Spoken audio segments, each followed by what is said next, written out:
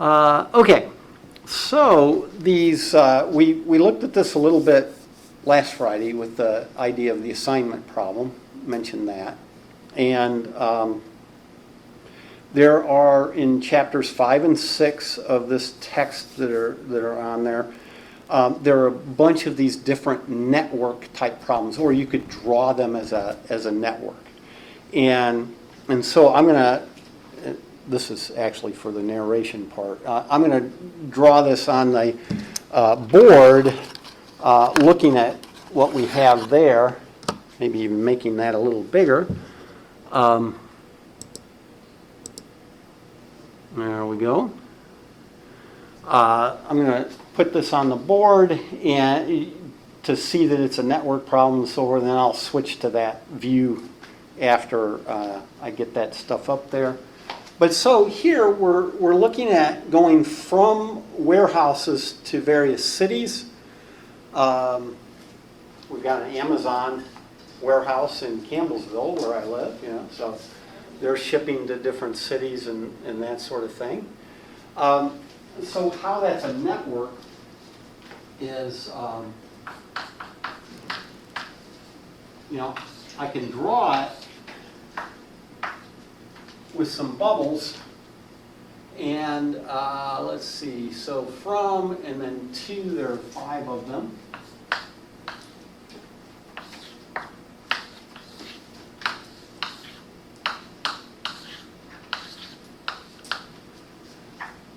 And this is a relaxation of the assignment problem. So really, these transportation problems, as they call them, they're the sort of more general problem, and then the assignment problem just sort of assumes that the demand and supply at each node is 1, and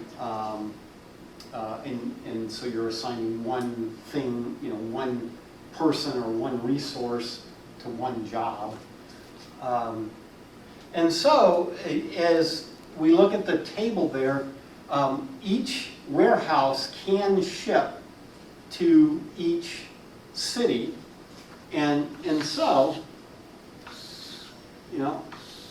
this is how it sort of looks like a network.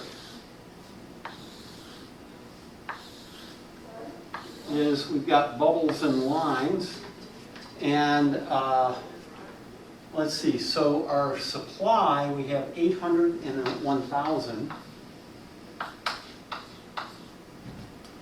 And then demand, 500, 200, is that a 300? Man, that doesn't come through the best on that projector. 600 and 800. And then we have a cost associated with each one of these. So I don't think I'm going to, well, I probably will fill in all the costs, I guess. So 150, 165, 205, just reading across the different costs from warehouse 1 to city 1 through 5, so 140 and 135. And then from warehouse 2, it looks like 160 and 210, 180, 165, and 2. Okay, so let me switch to the board here.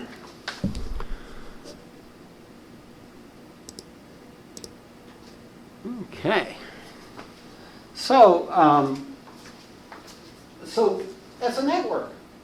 Right? The idea of a network is I have these circular things called nodes, and then the lines between them are arcs or edges, let's see, node or,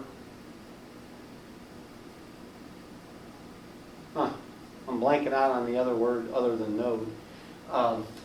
But it's kind of fun. There are two words for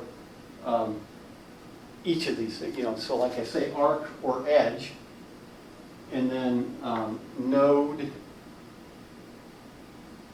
or it'll hit me. I'll be driving home. I know where it was. Right? That kind of thing. So. So we want to look at solving this problem, and again, the text that you have that you can read gives us a very specialized algorithm we could use, but we're just going to use, because we want to use technology to just get these things done. Our technology happens to be linear programming. We can model it as a linear program and go from there. So as we look at this, what we want to do is, when you look at solving a problem, you want to make sure first you know what the darn problem is. So we would like to minimize cost of, really, when you look at this, it's of meeting demand. So cost of meeting demand in this case. And then our constraints, so subject to,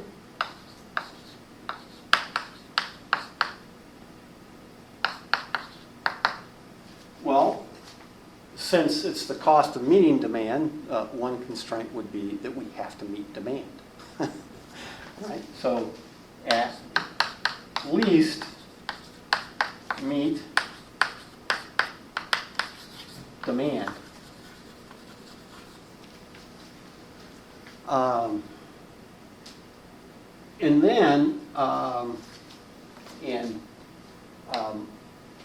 And then our next one is stay within supply.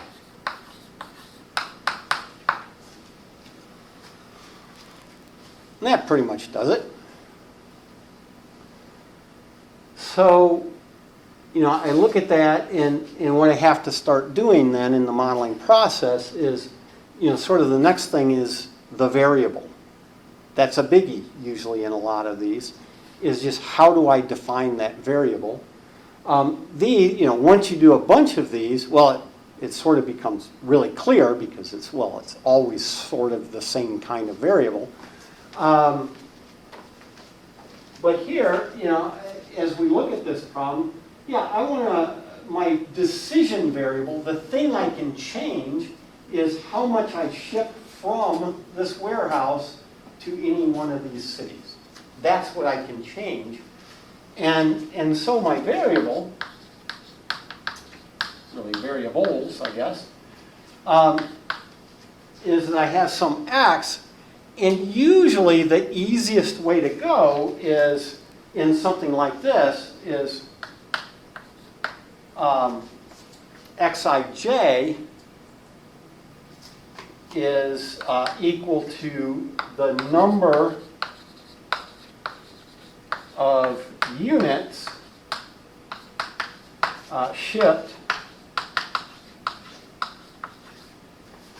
from warehouse, I guess it was, warehouse I to city J.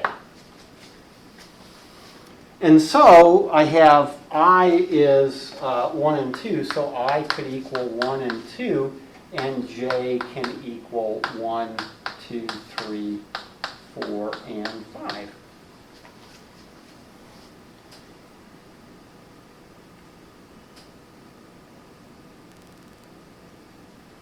All makes sense?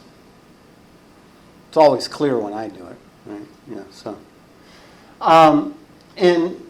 And so, in order to to solve this then, we need to get our minimizing function and our constraints and so forth. So now, though, what I need to do is, because I'm going to put this into my technology, I need to translate a little bit too, okay? But let's write the model first and then translate. Okay. So I want to minimize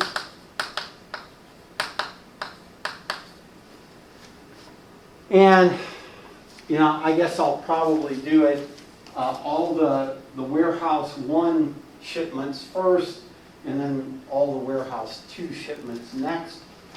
And so I want to minimize, 150 times x11 plus 165 times x12 plus plus 205, yeah, plus 205 x13 plus, and so I've just got a bunch of these things. So 1.40 x14 plus 1.35 x15. Now I am to the next warehouse, so that's 1.6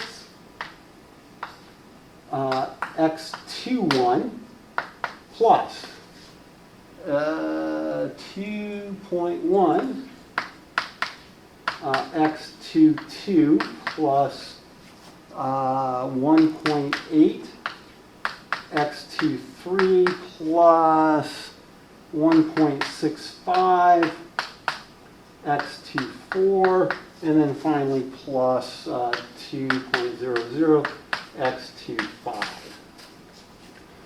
So I want to minimize all that, and subject to, I think I'm going to erase this stuff in the middle. I want to keep the graph there for a moment. Vertex. That's the word. Yes. Ha! Yeah. Yeah, so you can talk about a node or a vertex and an arc or an edge. Now, typically, it would be nodes and arcs and edges and, the other way around. Vertex and edges, vertices and edges. For us, I don't really care, you know. And if you go into graph theory, you're going to spend a lot of time talking about vertices and edges. If you go into modeling and that sort of thing, you're going to spend a lot of time talking about nodes and arcs, because it just kind of the two different communities tend to talk about it in that way. But of course, if you're kind of doing the applied stuff, but you're coming up with theoretical results for it, oh, well, then you might use the graph theory, vernacular and all that stuff. Okay, so now we've got subject to. And so the first one was, well, we have to meet demand. And so that says our total shipments coming in here have to be at least 500 items. And so I can say that as, well, so x11 plus x21 has to be at least 500. And then I just go down the list, and it'll be x12 plus x22 has to be at least 200.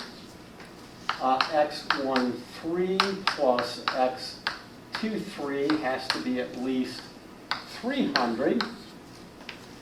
x14 plus x24 has to be at least 600, and x15 plus x25 has to be at least 800. So there, I've taken care of the demand, but now I also have to take care of the supply. And so for the supply, everything coming out of 1 can add to no more than 800. And so everything coming out of 1 would be x11 plus x12 plus x13 plus x14 plus x15.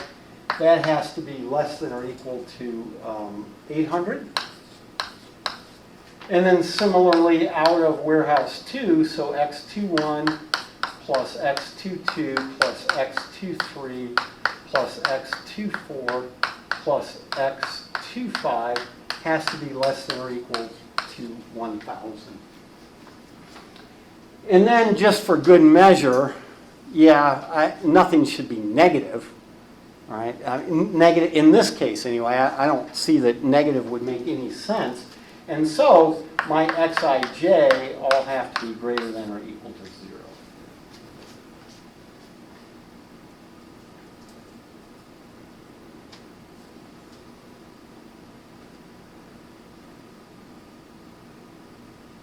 Now, so what I'd like to do is toss this into a Sage cell using the Python stuff and get an answer. Okay, now the problem is I haven't really experimented that much, but I think trying to use the double subscripts might be a problem.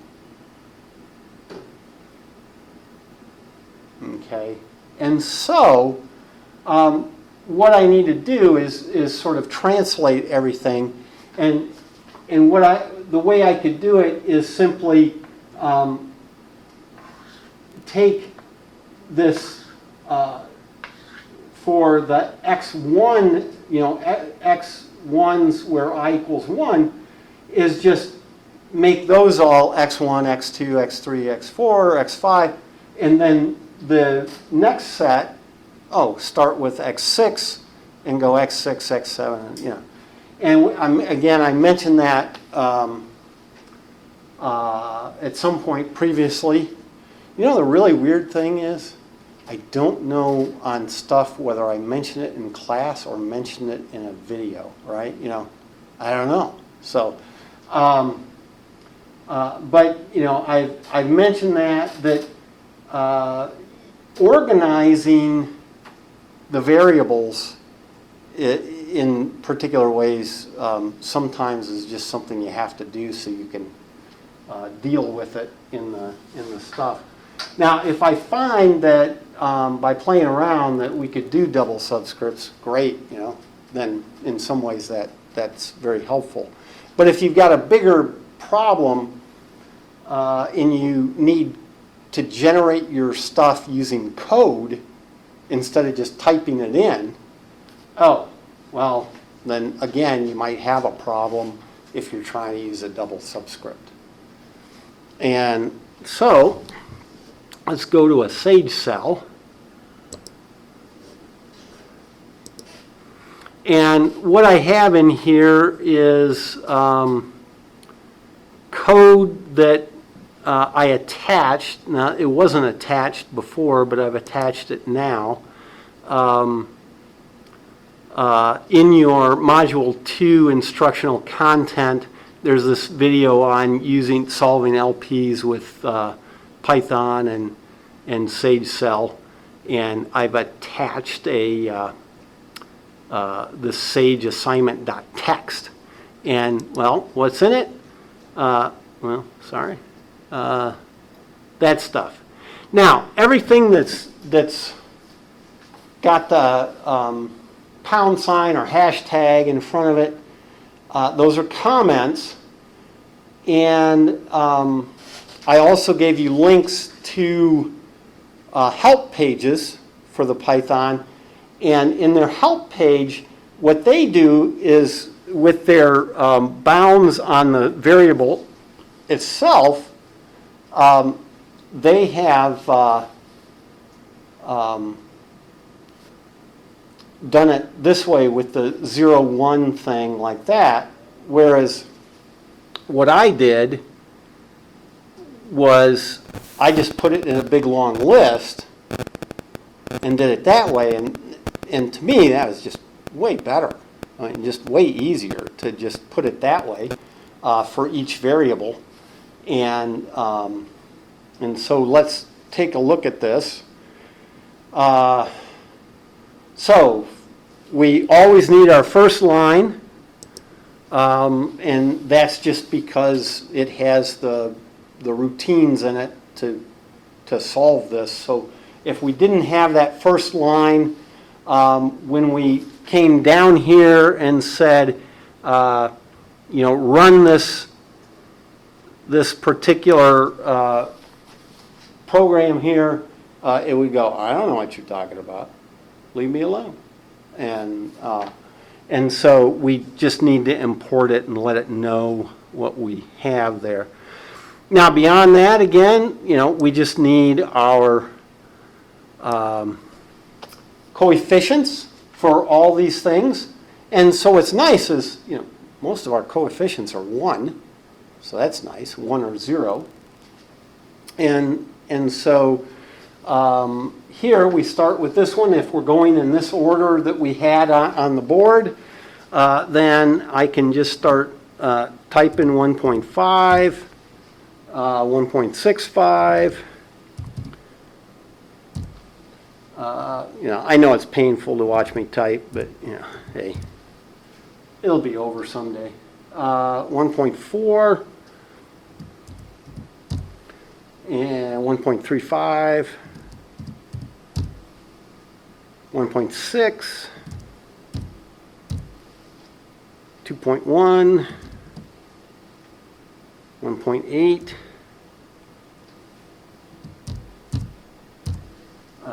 1.65, and 2. So there I have all my coefficients in, and so that's nice. It's just that easy. I just put them in there. Now, here we have equality constraints. Again, we want inequality constraints. I can name, I have AE for equality constraints in this model. For inequality constraints, I could use AI.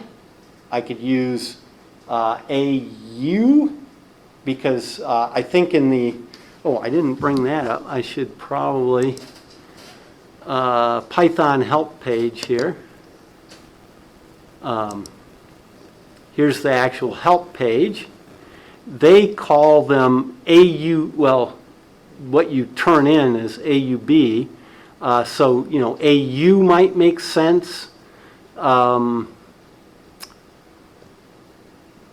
It's whatever you want, really. I'm trying to come down here to where they actually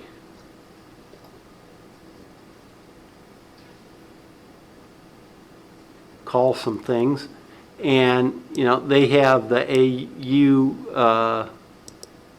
so they call it the upper bound constraints. So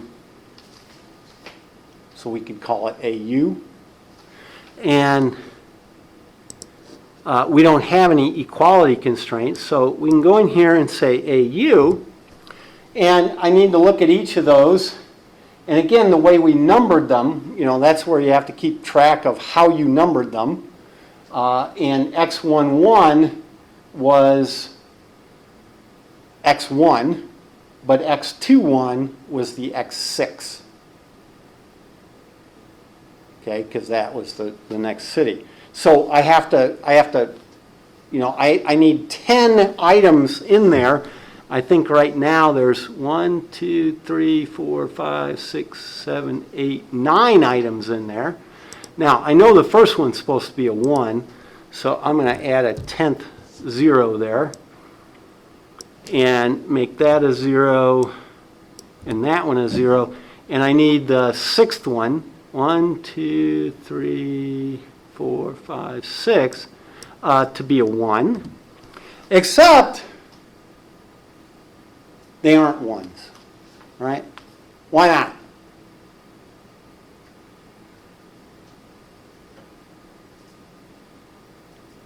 What kind of constraint is that? All right, so that first constraint was what? Equality, inequality. Inequality, which way was the inequality going? Less than or greater than? Greater than. This doesn't like greater than. And so we've got to multiply through by a -1 on all that. And so these will actually be negatives on those, on that first row. Now, then I have a total of 5 of those kind of rows. Now, here's what I do. I'm going to get rid of all this stuff that I had.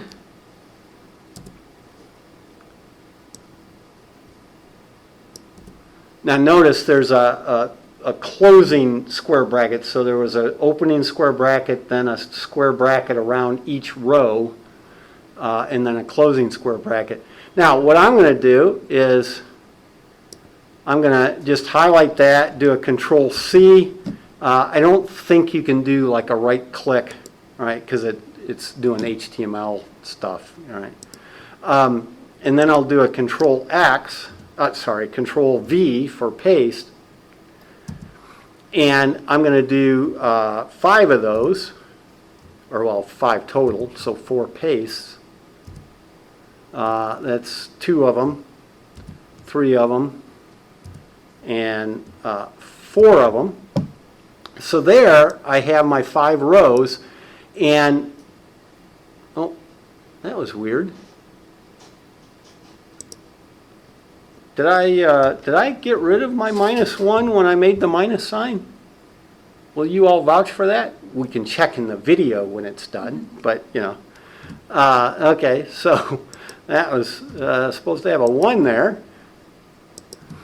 And I'll get the last one there when we get out that far. But now, what happens with each of these? Well, as they shift, each one just gets shifted over to the right by 1, right? So, I just come in here and I put a 0 there, and now you got to be careful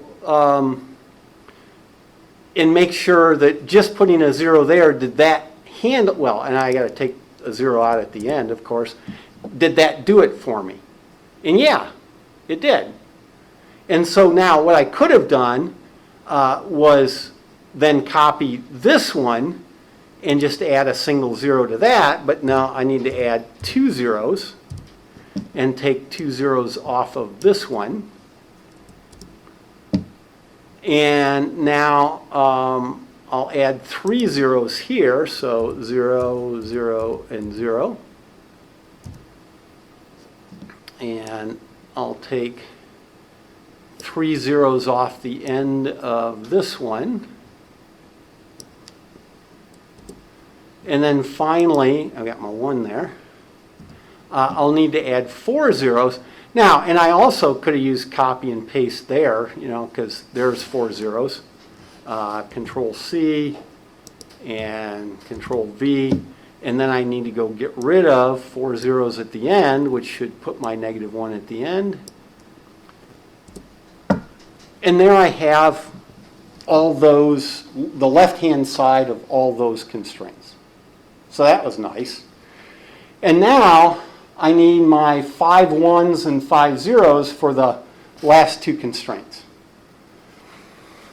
And, that might be just as quick to do that, 1, 1, 1. There's 4, 5 of them, and then 0.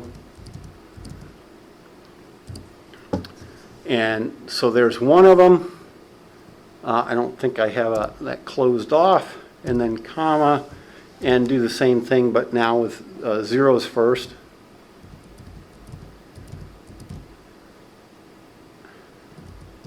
And these are less than or equal to constraints, so I don't need the -1 on those.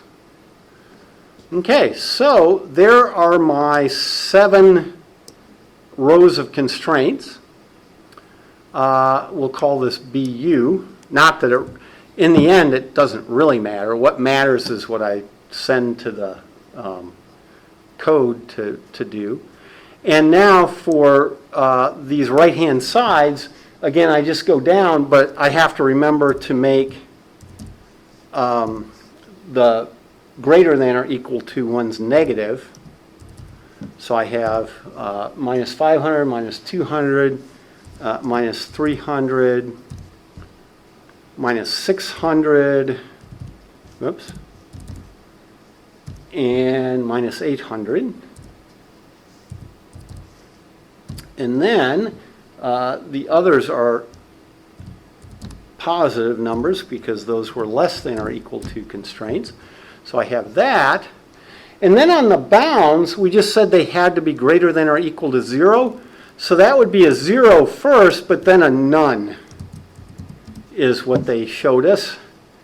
And so I can copy that and just go in here and replace all these. I'm going to actually start at that end. And I think I have to add one, right, because I only have 9 variables showing here, but I have 10 variables actually.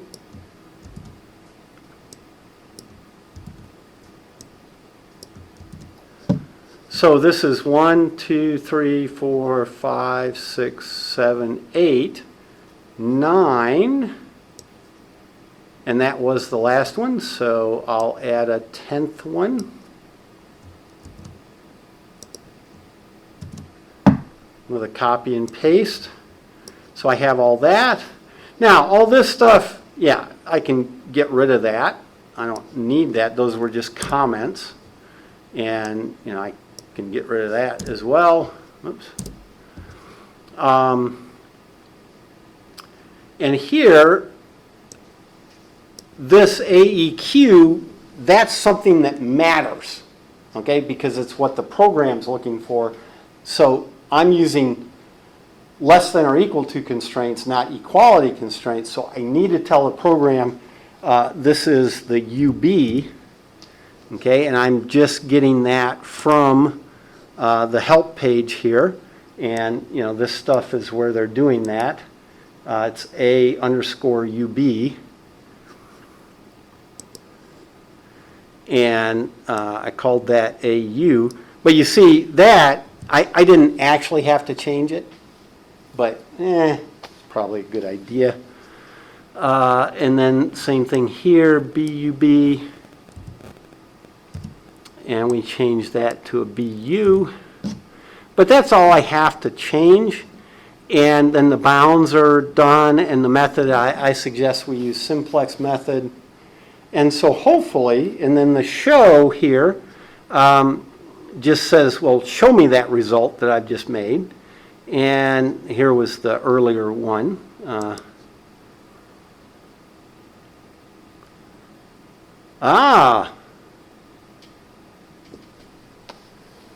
I didn't count on that. I hadn't tried solving it before. It says phase 1 of the simplex failed to find a feasible, and if we go over, solution. The feasible, yeah, it says 600, you know, so somehow it was 600 off. Okay, so the thing to check is, was that the case? Let me just switch over to the board again. So I hadn't checked that. Yeah, because this was just something they put up in the book, some numbers. So I just thought, we'll try it. But let's look. Here, if I add up how much supply we have, there's 1,800 units available. Oh, well, I can see real quickly. All right? Nah, doesn't work. So, now, if it had been the other way around, right, more supply than demand, not a problem. But we have more demand than supply. Okay, so how much more? Well, there's 1,000, 2,400.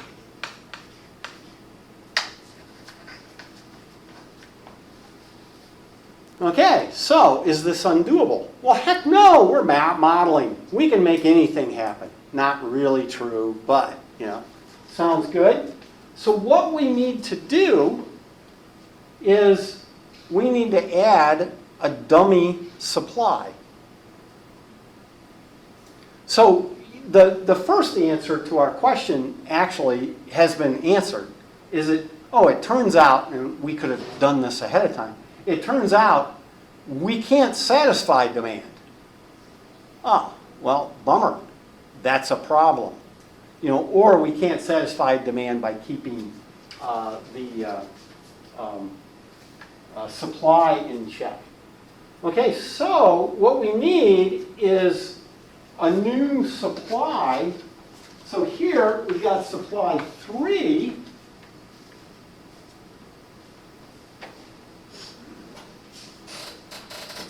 And it's going to go to all of those.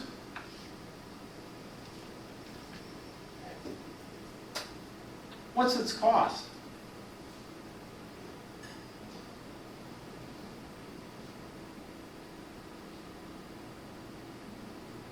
Yeah, good question. All right. Now, cost. Let's make them all the same, make them all 0.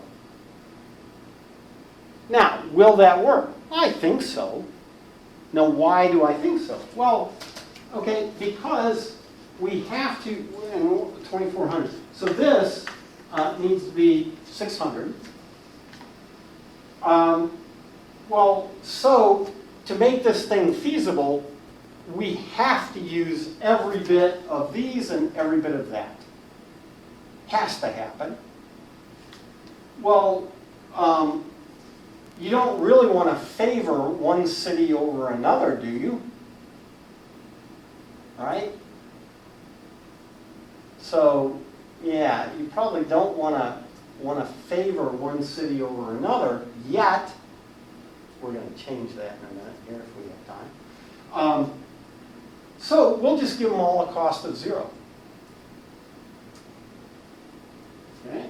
And now to throw that in, right, all we'll be doing is we need to add our x, 3.1, x 3.2, and so forth in here to meet that demand. Right? So we need to add those in here. No big deal, we can do that. And we'll call those variables, or think of them as x11 through x15. And we need another row here, right, where we say x31 plus x32 plus x33 plus x34 plus x35 is less than or equal to 600. Okay, so go back here. And so now, okay, I need to add in that extra variable in each case. And so to do that, I can grab hold of that, do a copy, and a paste, and so that gives me that one there. And then here I can do the same sort of thing, but I'm going to grab the 0 ahead of it, Control C and paste. And so this thing's going to get kind of long here. But again, now I'll grab 2 ahead of it. So I'm grabbing the last 5 numbers. Control C and paste. And the last 5 numbers again. I guess that's there. Control C and paste. And again, the last 5 numbers. Whoops. Try that again. Control C and paste. And then I need to add a bunch more zeros. Oops. I'm not very talented with this mouse thing, I guess. So I need to add 5 more zeros here and 5 more zeros at the end of this one. And then I need to add another row. And so I'll just get that in there, add that, and now that has to be the ones at the end. So I'll get rid of those and put them in the front. And there I've taken care of all that. Now I have the first set of constraints, no big deal, but then I have to add that 600 for the last row. So I've got that. And then I have 5 more variables that all fit this 0, none thing. So I'm going to copy, right? Is that 5? 1, 2, 3, 4, 5. So Control C and put that there. And now I should be able to do it with all that. Evaluate.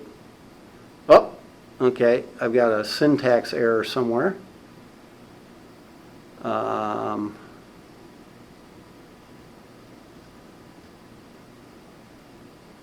must have exactly 2 dimensions and must be the same size as C. Oh, yeah, I didn't add my zeros.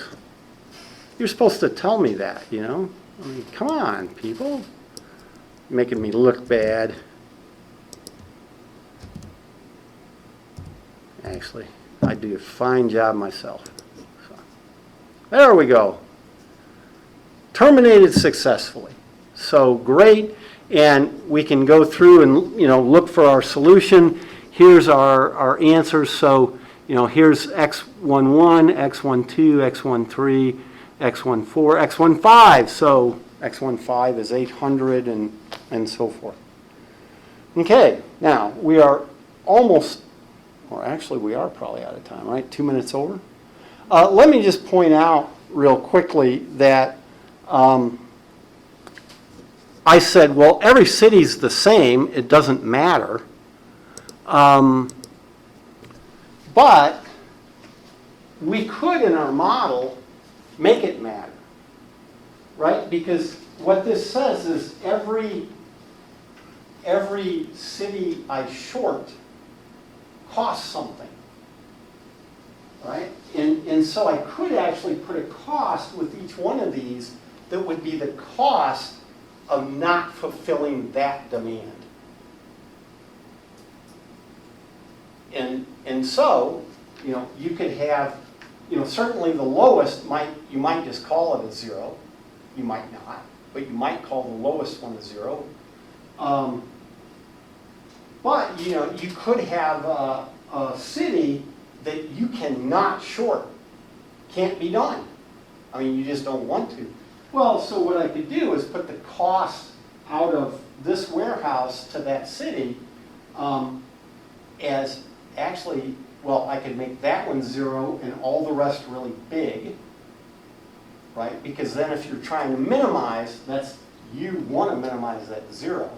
Or I could actually make that cost negative, right? Because we're trying to minimize, or and that's where you have to think about this is, what if you had one that you say you just cannot allow it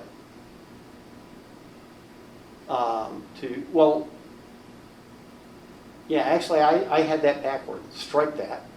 Erase it from the tape. Okay. You do want it big, right? Because you are trying to minimize. So if it was like 1,000, Well, you'd never choose that one, right? So, we can model that. We can model the idea that shorting any of these cities might be worse than shorting a different city. Okay? And so with that, we'll quit because I think I was right. So, we'll call that done, and I'll turn this off. So.